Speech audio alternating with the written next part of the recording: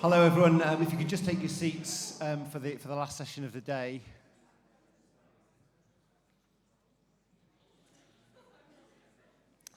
So we're coming to the final session. Gordon Cook, unfortunately, has had to rush off to catch a train.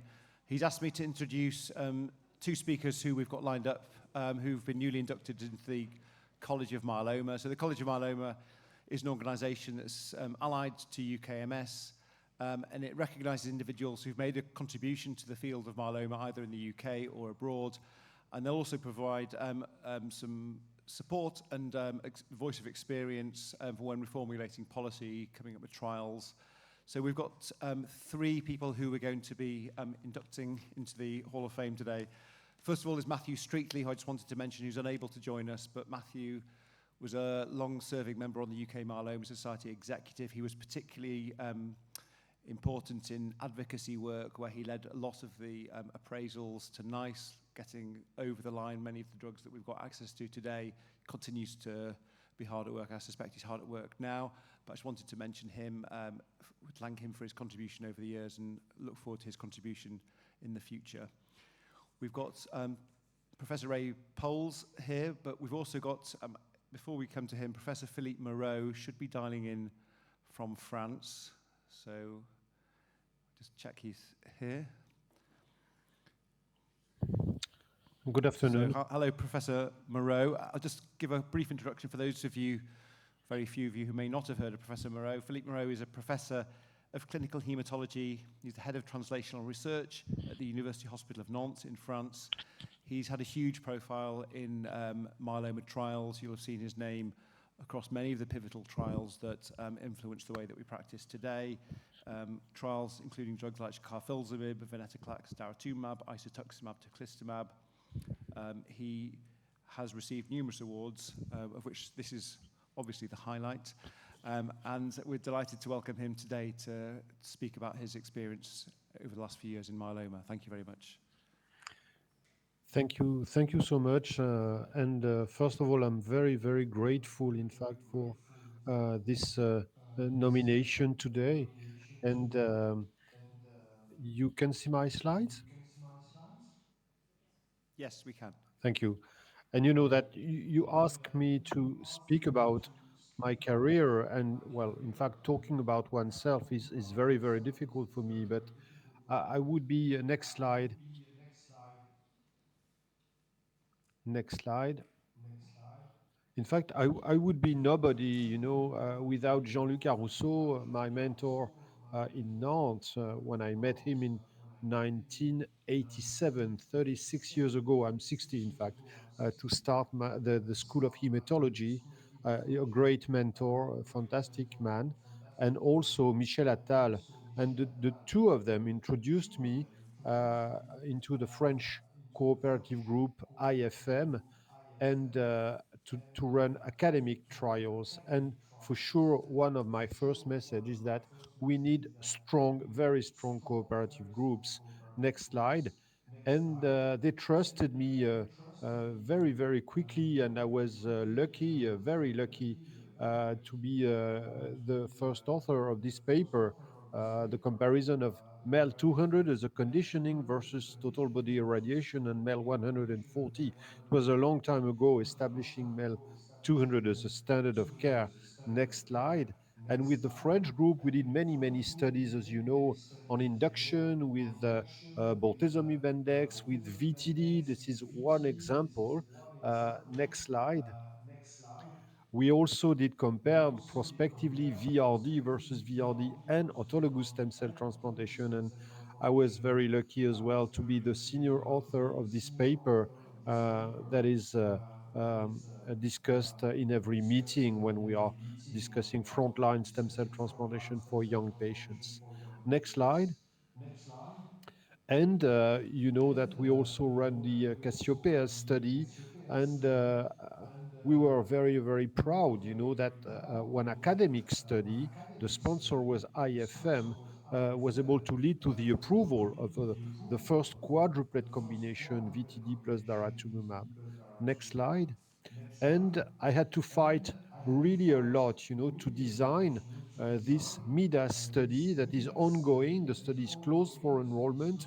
We will present the first data at the next International Myeloma Workshop meeting because there are three companies that are supporting the study, and discussing with three companies to have the money, that's very, very difficult indeed. And so this is the first study that is proposing a treatment that is adapted according to minimal residual disease. Next slide.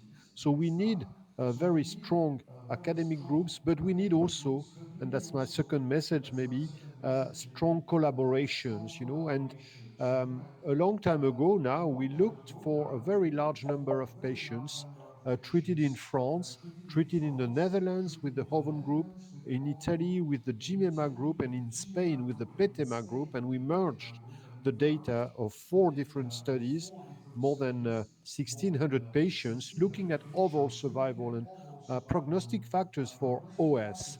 And we are able to show that high LDH, ISS3, and cytogenetics were important prognostic factors. And that was the basis, in fact, of the revised ISS classification.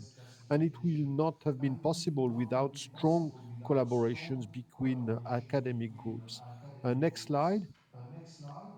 And we need also strong consensus, especially when we are speaking about frontline treatment or relapse myeloma patients. And this is one example of what we did. You see that many, many, many groups, many authors were involved, in fact, in these recommendations from the International Myeloma Working Group. Next slide. And we also need pharma companies because we cannot work only with academic trials and have important benefit for the patients without the pharma companies. And this is one very old example, in the past, before the year 2000, we were doing high dose melphalan with the GM-CSF.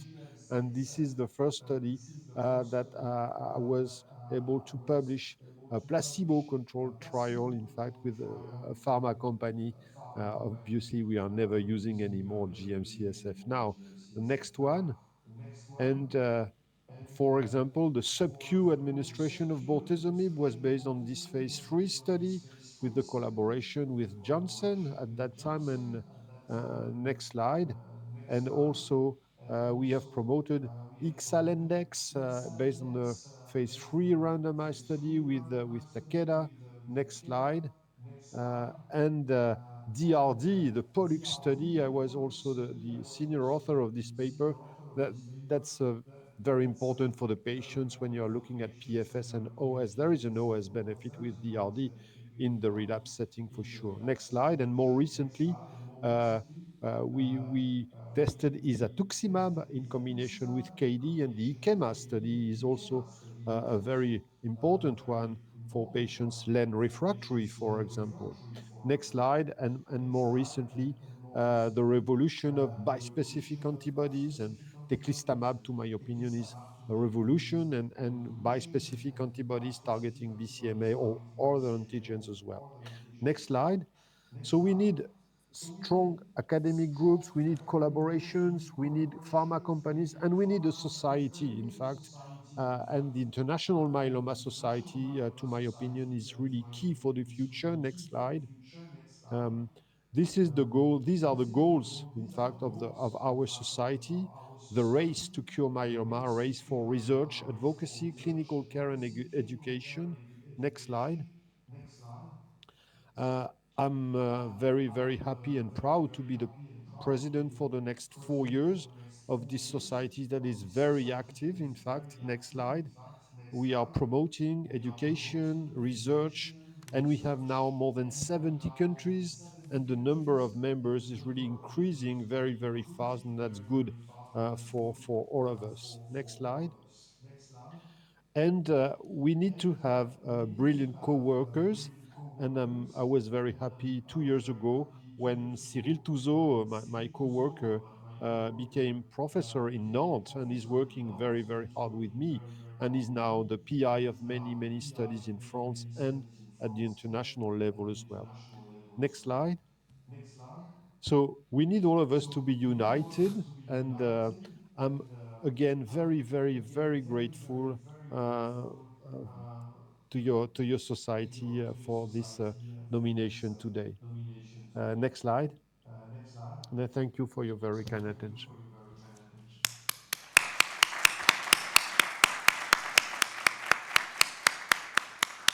So thank you again to Professor Moreau. Sorry he can't be with us, but I think we have sent a certificate to Yes. him just to commemorate this event. So look forward to seeing you in person in future other meetings. Thank you very much again. Thank you so much. Thank you.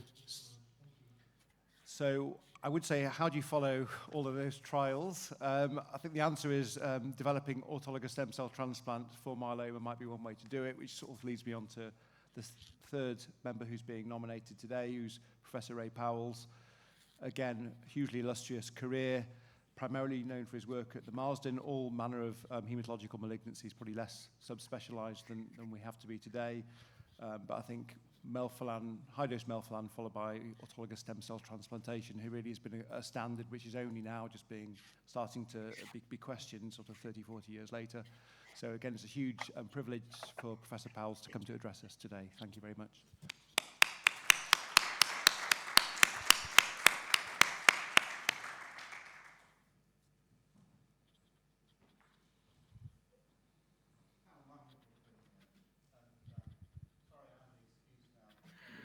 The train before the rush hour. Yes, this is a very, very high honour, and my background is the fact that I was going to go into the army. I'm dyslexic, quite severely. It wasn't two A levels. Going into the army, nearly died on the street in Oldham High Street. Huge hemorrhage. Spent 8 months in hospital with tuberculosis, and decided to go to medical school. And in those days, you could get in. I would never get in now. And hadn't done any biology. Did biology at first MB, but A level. Immediately took to it, and but also had to do a bit of physics. And there was a Nobel laureate, Rotblat, extraordinary guy actually. And I'll come back to him right at the end of the talk. But the thing is that I got really switched on at medical school and had a great time at Barts. And this is the journey. I was walking across Barts Square, 13th of March 2018, bumped into my mentor, Hamilton Fairley, the father of medical oncology. And I'd just finished a sequence of things, and I'd done a lot on leukemia, 60 beds, young people, 1967 that was, they all died. But I just sort of wanted to get involved, and I said to Hamilton Fairley, you know, have you got a job? And he said, do you fancy going to Paris? And I said, yes, I'll do that. And I went to Villejuif, and you'll see there on the left-hand side, Georges Mattei, an extraordinary character, most amazing person. And in the middle, there's a child there, and he's got tuberculosis BCG scratched on the arm. And he took a group of childhood acute leukemia, vaccinated them with, in remission, vaccinated them with BCG weekly, and doubled survival. And that was the start of me in tumour immunology. And some 40 plus years later, that's been the story of my life, actually. And now just at the bottom there, you'll see a blood cell separator. And I used that blood cell separator because I learned that in Paris. Spent most of 1968 in Paris. And we wanted to do something different, so we decided to give irradiated acute myeloblastic leukemia cells to remission patients, adult, younger remission patients with BCG. Right? And again, we saw a marked survival advantage. And now's not the time to talk about that, but the thing is, it was actually they lived longer after they relapsed. And let's forget about the biology of that, but that was extremely interesting, first time it had been done. But on that blood cell separator, and you'll see at the back, there was a double pump. And it meant you could have two tubing sets going through it, and you could take plasma off a patient, and exactly the same amount of plasma, freeze-dried plasma, could be replaced. And so we started, which had never been done before, plasma exchange in multiple myeloma. And this would have been about 1969. And I took a group of about 60 or 70 patients. And we did plasma exchange and hyperviscosity. There's a lesson here, by the way. I said plasma exchange in malignant paraproteinemias. If you want to have one message from me today, is be very careful about what you put in the titles of the papers you published. Because it's never quoted, because it hasn't got myeloma there, right? But, but myeloma was a ghastly disease then. People died about 18 months, progressive disease. Oral melphalan was the only treatment available. It was a very poor treatment indeed, actually. And although I was in plasma exchange and hyperviscosity, a selected group of patients, I got, I suppose, about 500 patients over a period of about 3 or 4 years. Biggest myeloma practice in probably Europe, because nobody else wanted to treat them. And at that time, the median survival, that's 1977, that's 10 years later, but that's also, 8 years later, but with reasonable follow-up. The MRC5 trial, but it was the first real trial they'd done, the median survival was 2.4 years. Right? And that was my introduction to myeloma. Right? And, but the thing is that having done that, I got very involved in tumour immunology. And the left-hand picture is the Royal Marsden Hospital. I went on to have the whole of the second floor there, all the way, third floor, all the way along, 45 beds, team of 100 people, right, on hemato-oncology. Ran that through till about 2004. And the Institute of Cancer Research, the photograph on the right, and there was Peter Alexander. I couldn't find his photograph. There was a pure scientist that I did a lot of the basic scientific tumour immunology work. And that's Peter Medaware, who would come down once a month. He was another Nobel laureate. And I really got into tumour immunology, spent quite a long time with it. We'd seen these remarkable results. And this is the publications. It was the first proper paper on tumour immunology. And also, interestingly, it was the first time that log rank had been used. We collaborated with Oxford. Log rank had been used actually to do comparative analysis. And the guy there, second line, Malcolm Pike, was the person who did it actually. And again, as I said, we had significant prolongation of survival, but it disappeared. But the point is, it was a catalyst. This was pure luck. It was a catalyst. And Don Thomas, who, of course, went on to get the Nobel Prize on the left there, they invited me over to Seattle because they were doing a whole group of AML patients, and they were all relapsing. Right? I could talk for hours on why and how. But the thing is that he had the bright idea of why not give them immunotherapy. It's a wonderful platform. The guy on the right is Rainer Staub. His mother lived in Germany. Both of them became dear friends, actually. And we had failed, as everybody else had, in allogeneic transplantation. And this is where luck comes in. So I said to Rainer, look, when you next come to see your mother, would you come through Sutton? Would you do a transplant on a patient of mine? Right? And then when you come back from mother, he used to go for 2 or 3 weeks, actually. When you get back, would you have a look at the patient to make sure everything's all right? And that was the first successful allogeneic transplant in Europe. Right? And I'd love to take credit for it, but Rainer did it. And so we did the first allogeneic transplant in Europe. Right? We then did a series of haploidentical transplants in 1983, and I'll talk about cyclosporin in a second, actually. And that was a big series. And then we went on. There was a really interesting combo, and this is quite a nice little story again. And again, it's a bit of luck here. Is a child had acute myelodysplastic leukemia, transplanted the haploidentical father into him. 3 years later, the father got eosinophilic leukemia. We transplanted the son's marrow, which of course was the father's, back into the father, and both were cured. And there was a beautiful "this is your life" thing on it, right? And I got to London Airport the day after that "this is your life" thing, right? And I was surrounded by reporters, right? And I hadn't realised the significance of it. If I'd known, I would have organised one of my charity dinners, and I would have raised probably £500,000. Right, and so I get into Mumbai and I put the television on and I see a picture of me talking, right, in Urdu. And then I get a text from my John Barrett, my friend who happened to be in China at the time, saying, look, I've just seen you on television speaking in Mandarin.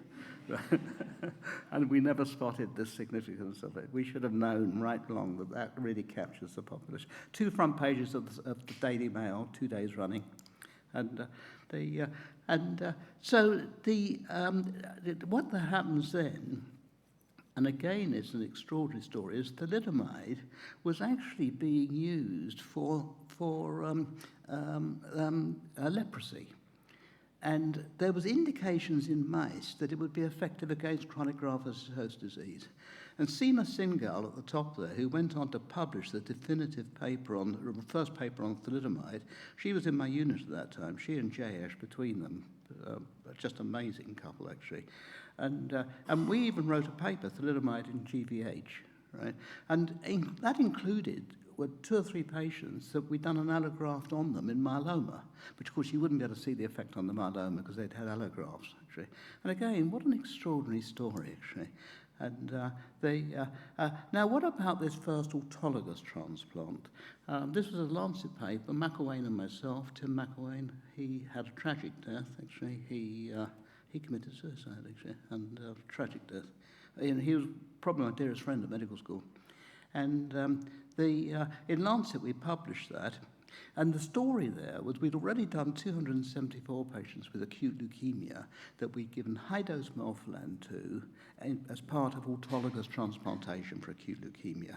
I had a patient, because I was looking after the leukemia unit at that time, I had a patient with plasma cell leukemia, gave them 140 of melphalan, and then did an autograft 4 months later when they're in remission. That's the first autograft that was done in myeloma.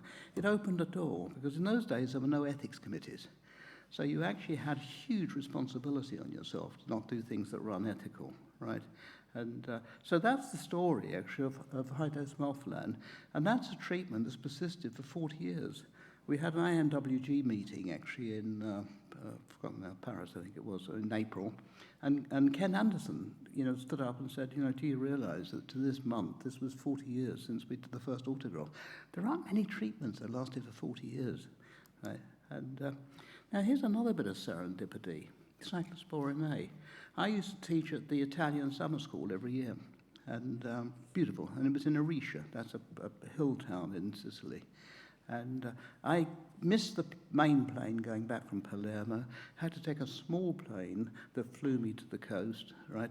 Tony Allison, a poisonous pure scientist from the Northwick Park, poisonous guy, actually, but, here it is. The only seat available, there were 6 seats, I sat next to him, and he said, actually, look, we've got this cyclosporin that's being developed at Cambridge by Roy Carl, but we can't get it into a patient because it's nephrotoxic, and they're doing kidney transplants. And within 2 months, I'd actually got it into myeloma patients, which was perfectly easy to do. And that was serendipity, and again, that's a drug that's had the test of time. Acyclovir, same sort of story. With immunotherapy, we were giving Corynebacterium parvum. I went to Wellcome in Beckenham. I was in a room where we were negotiating. Just as I was leaving, Griffiths said to me, look, there's a lady in the room next door, and you might be interested in that. And that's Trudy Elliott, another Nobel Prize laureate. She hadn't got it then, but she went on subsequently. And she got the acyclovir molecule, hadn't even got a name, never been to a patient.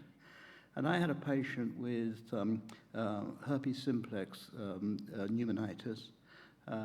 We were able to treat the patient straight away. Again, it's unthinkable now, right? And that was the story of acyclovir. And we published extensively on that. Heinz Ludwig, that spoke earlier on, did meta-analysis on it. I think it was 24 multi-center trials. And interferon is still active. We know it is in all aspects, all parts of the myeloma pathway. And I think it's going to come back as combination with the immunotherapy we've got, right? And now that, I don't know whether you can see it on the screen. Yes, you can, actually. This is now the full circle, actually. And this is 47 patients that we've treated at Parkside with daratumumab. All parts of the pathway, real-world data, right? And what happens with that, actually, is the fact that we've got survival that we've never seen. And also it's changed the biology of the disease. We don't have inpatients now, right? And we're now using quadruple therapy up front, right? And it's quite startling how beneficial and how well tolerated it is, right?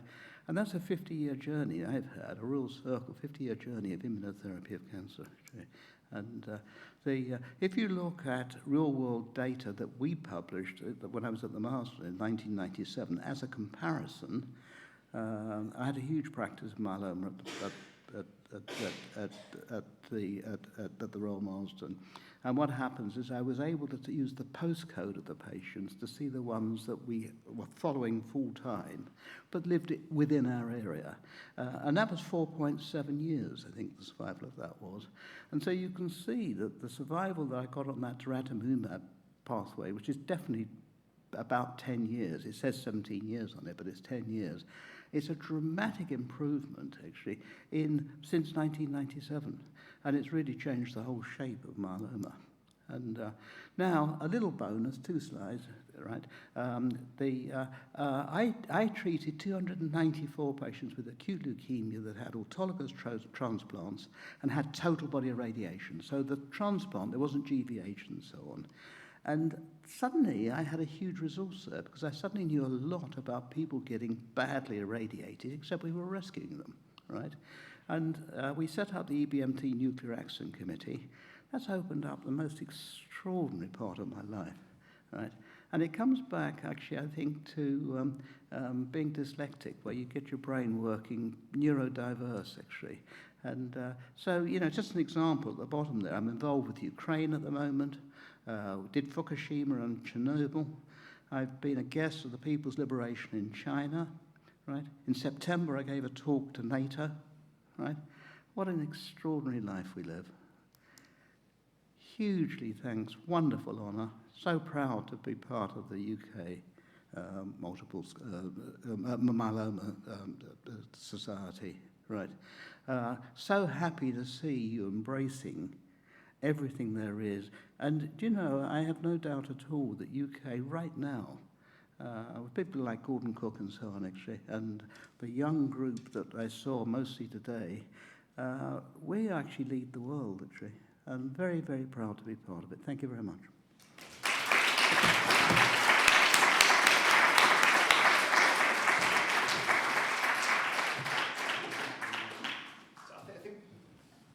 Thank you very much to Professor Powles. I think there's a certificate for him as well. Just leaves me to sort of close out the meeting with a few bits of administration and thank you. So thank you again to all of our speakers for coming near and far. Thank you to the organisers, that Wendy Notovitz, who does most of all the work really behind the scenes at the UK Myeloma Society, as well as Alex and Derry, who run things seamlessly from collaborative conferences and the facilities organisers here. There will be feedback forms sent to you. If you're online at the moment, please can you make sure that you quit the application rather than just close the browser. That will indicate that you've attended and you'll be able to get the feedback form.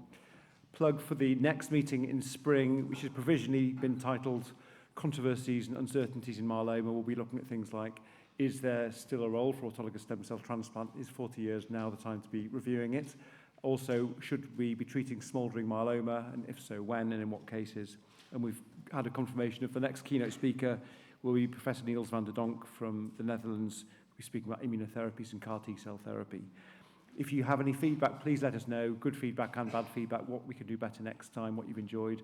And if anyone would like to be involved in running these meetings or the other educational activities that we put on throughout the year, then please get in touch with the Society. So thank you very much for coming and have a safe journey home.